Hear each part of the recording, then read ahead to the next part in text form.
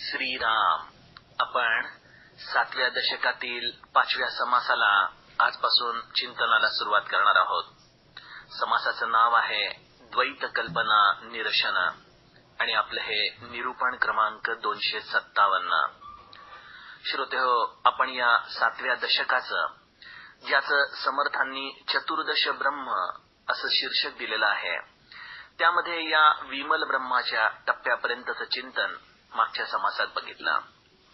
या द्वैत कल्पना निरशन समासाच्या आधाराने समर्थ एक प्रकारे आपल्याला विमल ब्रह्माच्या आधारानेच जीवाच्या अंतरंगामध्ये निश्चित न होणारी भूमिका कशी त्याच्या जीवनामध्ये वेगवेगळ्या प्रकारच्या उद्वेगांना, असमाधानाला कारणीभूत ठरते, याचं चिंतन या समासात सांगितलेलं आहे. द्वैत कल्पना निरशन या शब्दामध्येच या समासाचा खरा अर्थ सामावला आहे.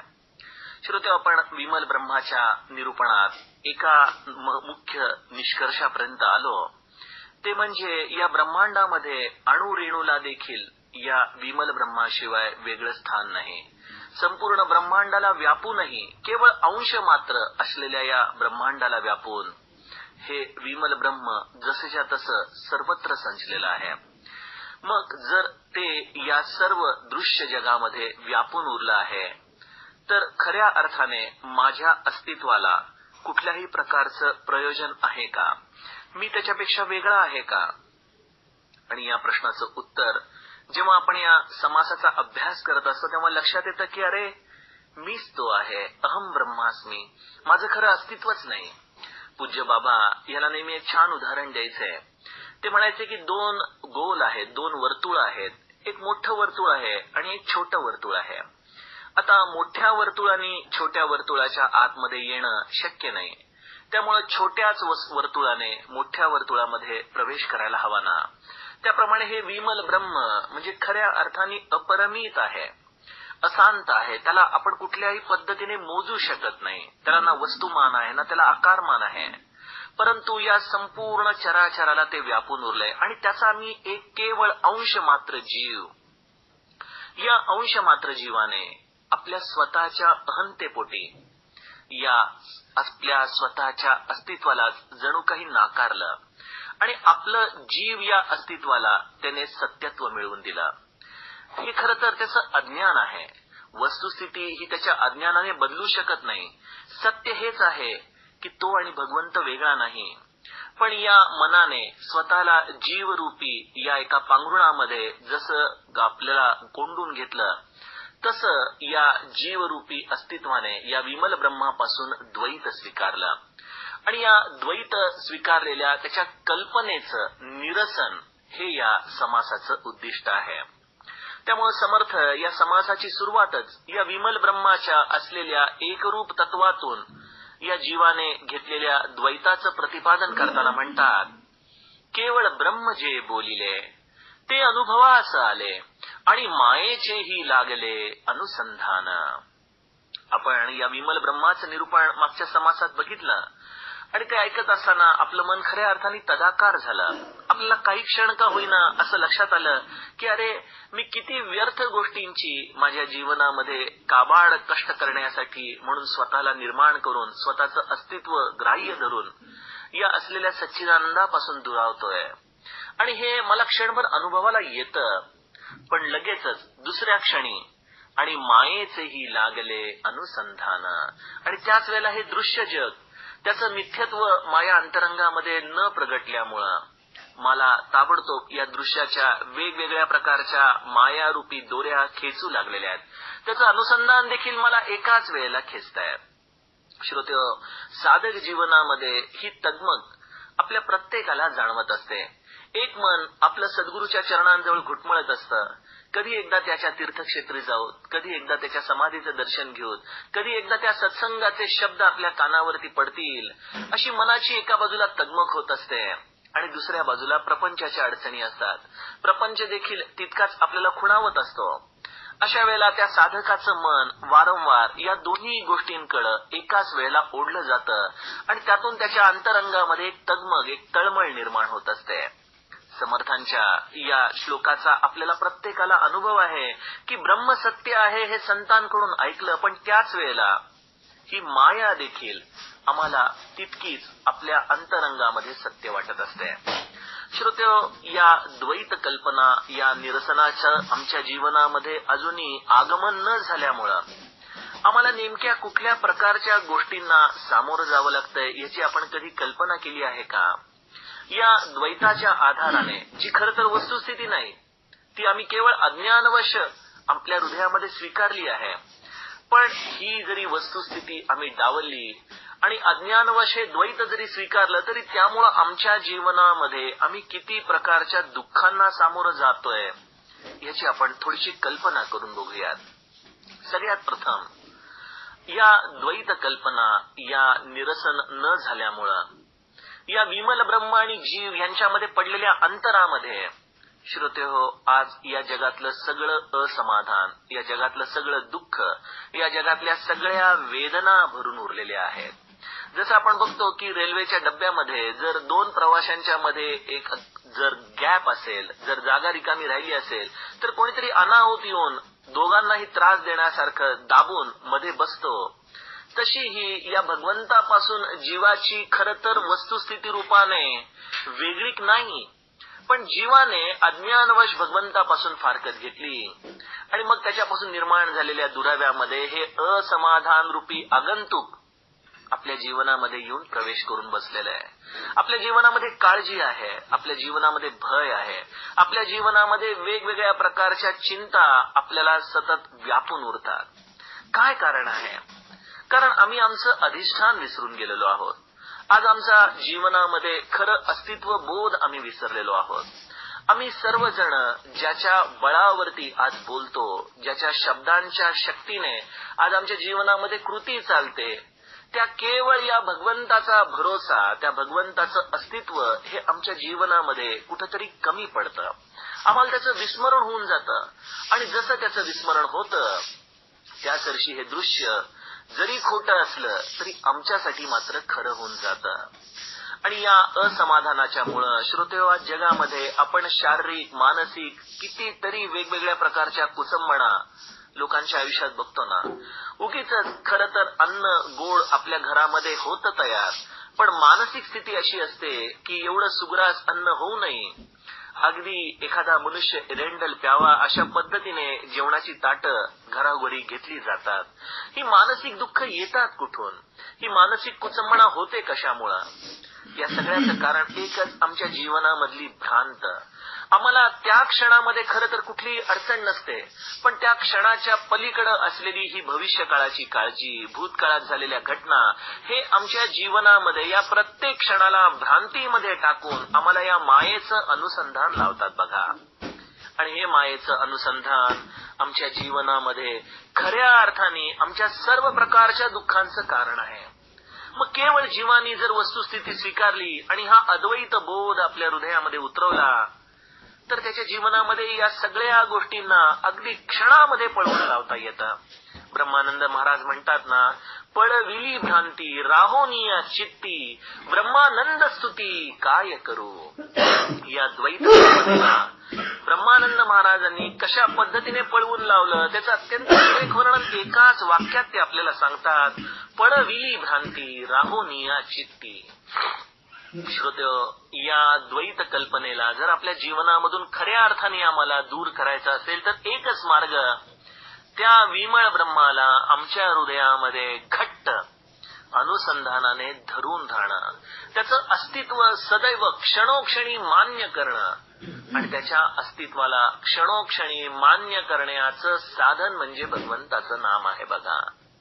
याशिवाय भगवंताच्या नामाची अजूनही वेगळी व्याख्या करता येणं अशक्य आहे. त्याच्या अस्तित्वाची सदैव प्रचिती आपल्या हृदयामध्ये सतेज ठेवणं याचं नाव साधन आहे.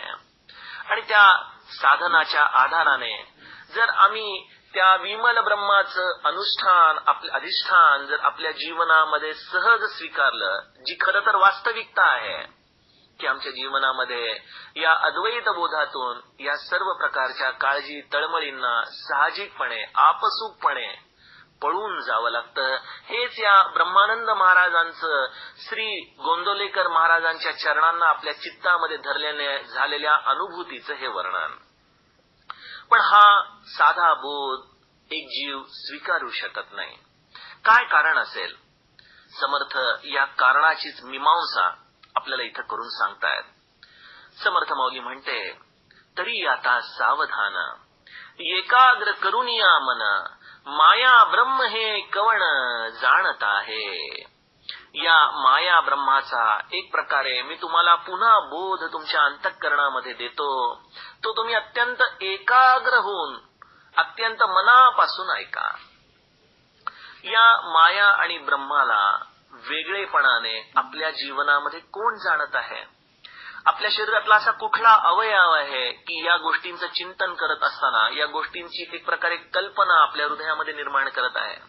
जरा शोधा, थोडंसं अंतर्मुख होऊन बघा की या नेमकं ब्रह्म आणि माया या गोष्टीचं चिंतन, या गोष्टीचं एक प्रकारे आपल्या जीवनामध्ये चाललेलं या अनुसंधानाचा अभ्यास हे कुठला अवयव, कुठलं इंद्रिय आपल्या जीवनात करतंय? समर्थ म्हणतात, सत्य ब्रह्माचा संकल्प, मिथ्या मायेचा विकल्प. सत्य ब्रह्माचा संकल्प आणि मिथ्या मायेचा विकल्प, हे संकल्प विकल्प करणारं आपलं मन, हेच या द्वैत झालेल्या गोष्टीचं खरं मूळ कारण आहे. आपलं हे मन या दोन गोष्टींना सदैव फारकत करत असतं. ज्यावेळेला आपण विमल ब्रह्माकडे हे मन लावतो त्यावेळेला हे मन लगेचच त्याची सत्यता, त्याचं असलेलं अस्तित्व स्वीकारतं आणि त्यातून थोडं जरी आपण बाहेर आलो की लगेच ते मन या मायेला देखील सत्य मानतं. त्यामुळे सत्य ब्रह्माचा संकल्प, मिथ्या मायेचा विकल्प, ऐसी या द्वैताचा जल्प मनची करी. खरा अपराधी आपलं मन आहे. या मनाच्या मुळं या जीवनामध्ये असलेलं खरं स्वरूप जे हे विमल ब्रह्म आहे ते आपण स्वीकारू शकत नाही, कारण की मनाला त्याच्या आतमध्ये प्रवेश नाही. आणि ज्या पद्धतीने आपल्या मराठीमध्ये म्हण आहे की कोल्ह्याला द्राक्ष आंबट, हे मन काही केल्या या विमल ब्रह्माच्या आतमध्ये शिरूच शकत नाही. आणि मग ते शिरू न शकल्यामुळं एक प्रकारे तिथून माघारी येतं आणि माघारी येऊन त्याच्या अस्तित्वालाच जणू काही विकल्पामध्ये ते बदलून टाकतं की ज्याचं केवळ आणि केवळ अस्तित्व आहे त्या मनाला त्याची संवेदना न समजल्यामुळं ते या मायेच्या विकल्प क्षेत्रामध्ये आपसूकपणे येऊन पडतं. ऐसी या द्वैताचा जल्प मनची करी. श्रोत्यो, या मनाचं महत्व संतांनी अगदी प्रथम पासून जाणलं आणि म्हणून प्रत्येकाच्या जीवनामध्ये त्यांनी बुद्धीवरती कार्य केलं नाही, त्यांनी त्याच्या मनावरती कार्य केलं. मन करा रे प्रसन्न, सर्व सिद्धीचे कारण तुकाराम महाराज म्हणतात. समर्थांनी तर मनोबोधाची 205 सूत्रच आपल्यासाठी लिहून दिली. हा संपूर्ण दासबोध म्हणजे एक प्रकारे एका मानसोपचाराने परमार्थाच्या अंगाने जीवावरती केलेली अत्यंत योग्य प्रक्रिया आहे की ज्याच्या आधाराने या मनाला या संकल्प विकल्पाच्या विळख्यातून बाहेर काढून या परब्रह्माची अनुभूती घेण्यासाठी तयार करणं, हेच या संतांचं या सर्व ग्रंथलेखनाच्या मागचं खरं प्रयोजन आहे. त्यामुळे श्रोत्यो, या मनाला खऱ्या अर्थाने या संकल्प आणि विकल्प या जाळ्यातून बाहेर काढण्यासाठी आपल्याला या मनाला कुठल्या ना कुठल्या तरी भरोश्यावरती सोडावं लागतं. कुठल्या ना कुठल्या तरी गोष्टीचं अवलंबन आपल्या जीवनामध्ये अत्यावश्यक आहे. अन्यथा हे मन सदैव सैरभैर होऊन फिरत राहतं.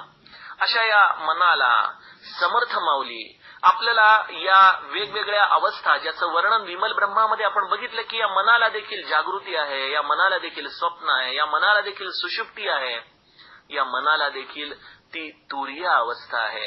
या मनाच्या वेगवेगळ्या अवस्थांचं वर्णन या ब्रह्मस्वरूपाकडे जात असताना कसं हे मन वर खाली या सगळ्या क्षेत्रांमध्ये फिरत असतं, याचं वर्णन करताना म्हणतात, जाणे ब्रह्म जाणे माया, ते एक जाणावी तुर्या, सर्व जाणे म्हणून या सर्व साक्षिणी.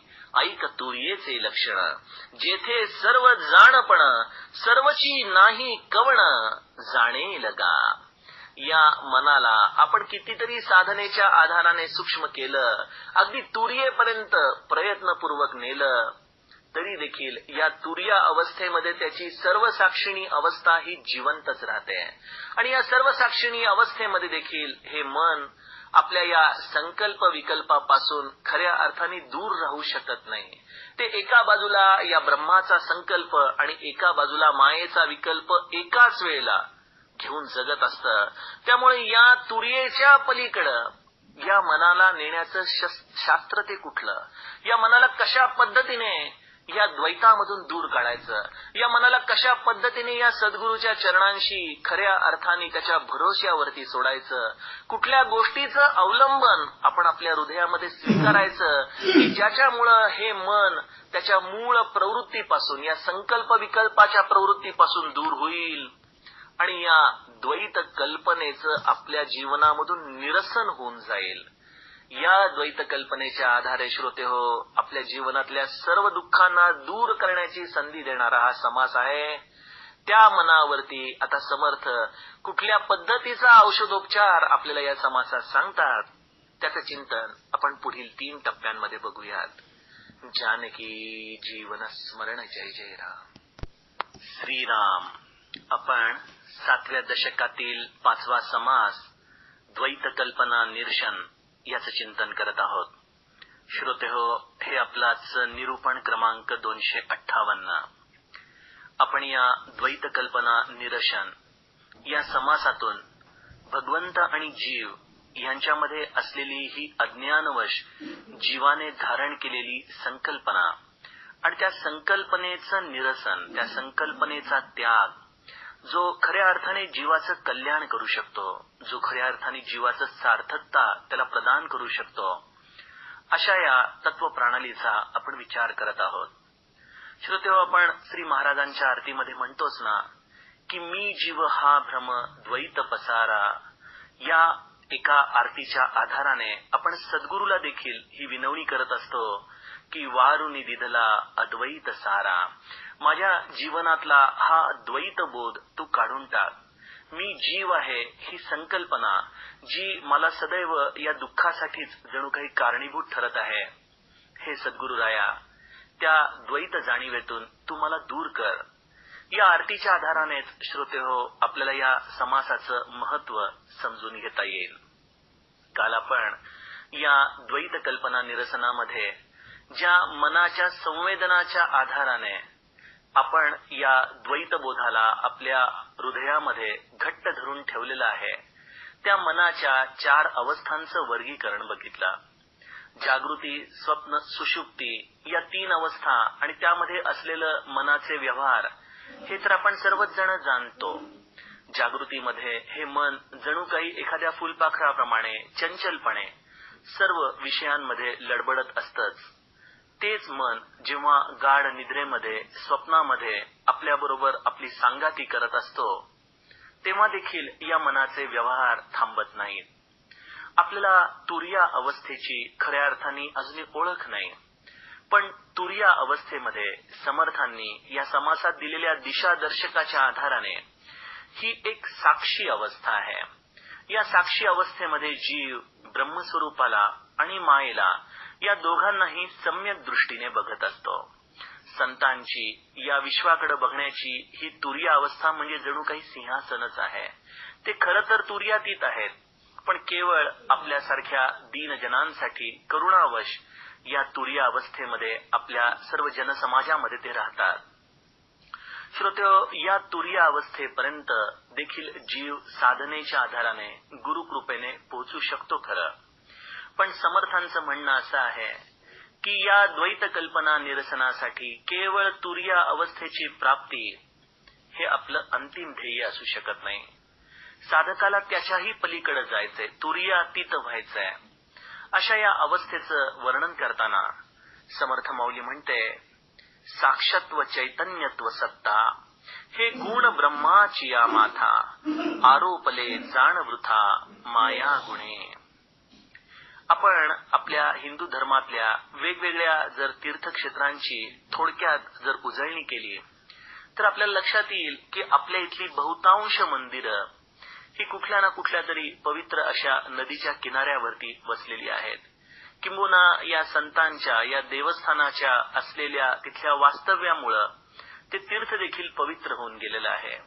इंद्रायणी काठी आपण बघतो की आळंदीला ज्ञानदेवांची समाधी आहे. तसंच आपण पुढे जर गेलो तर गोदावरीच्या किनाऱ्यावरती तर असंख्य मंदिरं आहेत. पैठणच्या एकनाथांचं देखील वास्तव्य त्या आपल्या गोदावरीच्याच किनारी आपल्याला दिसताना. चंद्रभागेला आपला पांडुरंग उभा आहे. इकडे कृष्णा काठेवरती देखील अनेक मंदिरं आपण बघतोच. काय नेमकं या मंदिरांचं आणि त्या नदीच्या प्रवाहाचं एकमेकांशी साधर्म्य असेल? आपण कधी विचार करतो का की या नदीच्याच ठिकाणी ही सगळी तीर्थक्षेत्र का बरं असावीत? ओशो रजनीश त्यांच्या एका प्रवचनामध्ये या गोष्टीचं अतिशय सुंदर विस्तृत वर्गीकरण करून सांगतात आणि ते म्हणतात की नदीच्या किनारी या आपल्या हिंदू धर्मातली सर्व मंदिरं असण्याचं कारण या सर्व हिंदू धर्मातल्या मंदिरांना या भगवंताला साक्षीत्व भावाने बघण्याची दृष्टी, या ब्रह्मस्वरूपाकडे देण्याची जी परंपरा आहे त्यातच जणू काही हे आपल्या मंदिरांच्या आधाराने आपल्याला हे दृश्य जगामध्ये दिसत असतं. मंदिरामध्ये स्थापन झालेला परमेश्वर आणि त्याच्या शेजारून वाहणारी ही नदी म्हणजे केवळ पाणी नसून तो काळ आहे आणि त्या काळाला तो परमेश्वर साक्षीत्वाने बघत आहे, अशी संकल्पना या तीर्थक्षेत्राच्या ठिकाणी असलेल्या मंदिरांची आहे. त्यामुळं भगवंत या काळाला साक्षीत्वाने बघतो यात काही शंकाच नाही. पण समर्थ आपल्याला हे तुर्या अवस्थेमध्ये असलेलं भगवंताच्या विषयीचा दृष्टिकोन या पद्धतीने आपल्याला सांगताना म्हणतात की खऱ्या अर्थाने भगवंत हा केवळ साक्षीत्व भावनेने या दृश्याकडे बघतो आहे, हे देखील आपलं अज्ञानच आहे. या भगवंताला साक्षी भावानी बघतो आहे ही संकल्पना कोणी दिलेली आहे? शेवटी ती देखील आपल्या मनानेच दिलेली आहे ना. म्हणजे तो कोणाकडे बघत आहे तर तो त्या वाहत्या नदीच्या प्रवाहाकडे बघतोय. वाहत्या नदीचा प्रवाह या संकल्पनेला देखील समर्थ म्हणतात शेवटी मायेचं अस्तित्व तुम्ही मान्य करूनच ब्रह्मस्वरूपावरती साक्षीत्वाचा आरोप लावताना जर मायेचा प्रवाह हाच खऱ्या अर्थाने आटून गेला तर कोण कुठल्या गोष्टीला साक्षीत्वाने बघतोय? कुठला भगवंत कुठल्या गोष्टीला द्रष्टेपणाने बघतोय? त्यामुळे या भगवंतावरती देखील हा साक्षीत्व भाव, हा चैतन्य भाव, हा सत्ता भाव जो आपण या चतुर्दश ब्रह्मामध्ये बघितलाच की या चतुर्दश ब्रह्मातल्या या 14 ब्रह्मांना भगवंताच्या अत्यंत निकट जाण्याची संधी आहे. पण त्या निकट जाऊनही ते त्या विमल ब्रह्मापर्यंत पोहोचू शकत नाहीत. याचं कारण त्या द्रष्टा भावनेमध्ये बघणारी ती माया तिथं कुठं ना कुठेतरी सूक्ष्म रूपाने सदैव शिल्लक आहे. त्यामुळे श्रोत्यो, या मनाला केवळ तुर्या अवस्थेपर्यंत नेऊन साधकाच्या जीवनामध्ये खऱ्या अर्थाने त्याला या द्वैत कल्पनेचं निरसन करता येत नाही. अर्थात या तुर्या अवस्थेपर्यंतचा प्रवास देखील हा अत्यंत कठीण आहे. त्याला प्रयत्नांची तर पराकाष्ठा हवीच, साधनेचा अखंड हव्यास हवाच, पण त्याचबरोबर गुरुकृपेच्या स्पर्शाशिवाय ही अवस्था देखील प्राप्त होणं शक्य नाही. त्यामुळे समर्थ म्हणतात की साक्षत्व चैतन्यत्व सत्ता हे गुण ब्रह्माची या माथा, आरोपले जाण वृथा माया गुणे. आणि आपण या तुर्या अवस्थेमध्ये जे तर खरं तर शुद्ध मनाचं स्वरूप आहे तिथे देखील हा साक्षीभाव शिल्लक राहतो. पण आज या जगामध्ये जर आपण बघितलं की या विमळ ब्रह्माशिवाय दुसरं खरं काही नाही असं असूनही त्याच भगवंताचा अंश असलेला हा चालता बोलत्या मनुष्याने या भगवंताला किती रूपांमध्ये वाटून टाकलेलं, किती धर्मांमध्ये वाटून टाकलंय, किती संप्रदायांमध्ये वाटून टाकलंय आणि प्रत्येक जण माझाच भगवंत खरा अशा दृष्टीने एकमेकांशी जणू काही स्पर्धा करतोय. समर्थ याचंच वर्णन करताना म्हणतात की घटमठाचेनी गुणे त्रिविधा आकाश बोलणे मायेचेनी खरेपणे गुण ब्रह्मी. घट आणि मठ हे तर केवळ व्यावहारिक सत्ता असते, पण त्याच्या गुणांमुळे आकाश जे निर्गुण निराकार आहे त्याला देखील मनुष्याने वाटून टाकलं. त्याला घटाकाश म्हटलं, त्याला मठाकाश म्हटलं, त्याला महदाकाश म्हटलं. पण जसं आकाश हे एकच एक राहतं त्याप्रमाणे या मायेच्या खरेपणाला मानल्यामुळं, या मनाचं संपूर्ण उन्मन्न झाल्यामुळं या निर्गुण निराकार भगवंताला देखील या मनुष्याने घटमठांमध्ये वाटून टाकलं. एक अतिशय सुंदर शेर आहे कि अगर तू मंदिर में बसता है तो मस्जिद में कौन, अगर तू बस्ती में पलता है तो वीराने में कौन. खरंच मनुष्याला या प्रश्नाचं उत्तर कधी देता येईल का हो, की जर तो मंदिर, मस्जिद, वीराना आणि बस्ती या सगळ्यांच्या पलीकडे आहे, सर्वत्र तोच व्यापून उरलाय, तरी देखील मनुष्याने अज्ञानवश त्याच्यावरती या सगुणाचा जणू काही एक आरोपच केलेला आहे. या सगुणाच्या आधाराने त्या मूळ संकल्पनेपर्यंत जाण्यासाठी संतांनी खरं तर मार्ग मोकळा करून दिला, पण त्या मार्गावर साधनेच्या प्रवासाने जाण्याच्या ऐवजी त्या सगुणाला सत्य मानून इतरांचे देवता हे अधिक कनिष्ठ आहेत, अशा काहीतरी विचित्र मायेच्या संकल्पनेमध्ये मनुष्य गुरफटला गेलेला आहे. आणि त्यामुळं या मायेचेनी खरेपणे गुणब्रह्मी अशी ही विलक्षण अवस्था त्याच्या जीवनात या द्वैतामुळं त्याला अनुभवायला येत असते. समर्थ याच्या पुढे जाऊन आपल्याला म्हणतात की जव खरेपण मायेसी तवची साक्षत्व ब्रह्मासी, माये अविद्येचे निरासी द्वैत कैसे. इथं बघणाराच संपून गेला, इथं बघण्यासाठी काही राहिलंच नाही, तर मग इथं कुठली साक्षी देण्याची वेळ आहे, इथं कुठली द्रष्टाबुद्धी आहे. हे सगळं एक मायेच्या अस्तित्वाला खरं मानल्यामुळे ब्रह्मावरती लागलेले हे आरोप आहेत. आणि यासाठी आपल्याला एकच केलं पाहिजे की आपल्या जीवनातून नमितो तवपदी संवरी माया, आणि ती मायेचा संहार ज्याच्या चरणरजाच्या स्पर्शामुळे होतो, अशा सद्गुरूच्या चरणांशी अनन्य होणं, त्याच्या चरणांना शरण जाणं, हे एकमेव या द्वैत कल्पनेच्या निरसनाचा राजमार्ग उपलब्ध आहे. श्रोत्यो, खरं तर शरणागती हा एक अत्यंत साधा सोपा या भगवंताच्या प्राप्तीसाठी दिलेला मार्ग आहे.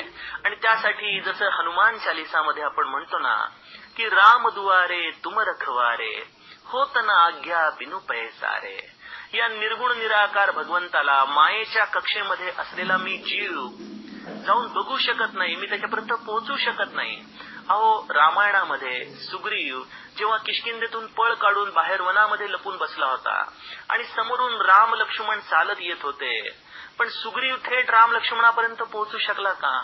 तो भयभीत होऊन त्या झाडावरती चढून बसला होता आणि त्याने सद्गुरु रूपी हनुमंताला सांगितलं की हनुमंता, ते येणारे 2 युवक कोण आहेत, त्यांची चौकशी करून ये, आणि जर ते बालीनी पाठवले असतील तर मला फक्त संकेताने सांग, म्हणजे मी पळून जाईन.